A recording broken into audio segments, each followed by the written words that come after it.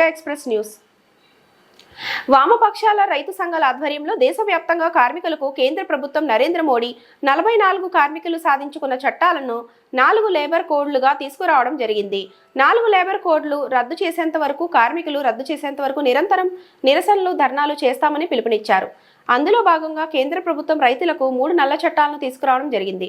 రైతులు ఢిల్లీ చుట్టూ 14 నెలలు నిరసనలు, ధర్నాలు చేయడం వలన నరేంద్ర మోడీ నల్ల చట్టాలను రద్దు చేస్తానని చెప్పి ఇంతవరకు నల్ల చట్టాలను పార్లమెంటులో రద్దు చేయకుండా కాలయాపన చేస్తూ ఉన్నారు. ఇప్పటికైనా 4 లేబర్ కోడ్లు, రైతు నల్ల చట్టాలు రద్దు చేయాలని కార్మిక సంఘాలు, రైతు సంఘాలు డిమాండ్ చేస్తా ఉన్నాయి. లేని పక్షంలో పెద్ద ఎత్తున కార్మికులను, రైతులను కూడగట్టుకొని నరేంద్ర మోడీ మెడను వంచే వరకు పోరాటం చేస్తామని కార్మిక సంఘాలు, రైతు సంఘాలు డిమాండ్ చేశారు. దేశవ్యాప్తంగా కార్మికుల సమ్మె జరుగుతుంది.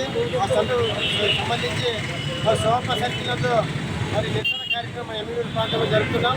మరి యొక్క కార్యక్రమానికి అధ్యక్షత వహించిన గోవిందన్న గారికి, అలాగే రైతు సంఘాల నాయకులు, కార్మిక సంఘాల నాయకులు, అంగన్వాడీ కార్మికులకు, అనేక రంగాల కార్మికులు పాల్గొనడం జరిగింది. మిత్రులారా, మరి కార్మికులకి కనీస వేతనం కూడా 18 వేలు ఇస్తారు. అది చాలా తక్కువది. మరి సుప్రీంకోర్టు అయితే 26,000 రూపాయలు మరి కార్మికులకు ఇవ్వాలని మరి జీవో జారీ చేసింది. మరి దాన్ని జీవో జారీ చేసి దాన్ని అమలు చేయకోకుండా ఈ కేంద్ర ప్రభుత్వం 18,000 రూపాయలు మాత్రమే మరి కార్మికులకు ఇస్తుంది. మరి ఎమ్మెల్యే పట్టణంలో కూడా అనేక రంగాల ప్రైవేట్ సంస్థలు ఉన్నాయి, జిన్నింగ్ మిల్లులు ఉన్నాయి, మరి ఉష్ణాగిరి ఫ్యాక్టరీ ఉన్నాయి, అనేక రంగాలు ఉండే కార్మికులు దగ్గర 50-60 మంది కార్మికులు పనిచేస్తుంటే కూడా లేబర్ ఆఫీసర్ మాత్రం కూడా వాళ్ళపైన దృష్టి సారించడం పూర్తిగా లేబర్ ఆఫీసర్ విఫలమైనని ఈ సందర్భంగా తెలియజేస్తాం. మరి వాళ్ళకి ఈఎస్ఐ, పిఎఫ్ జమ చేయాలి.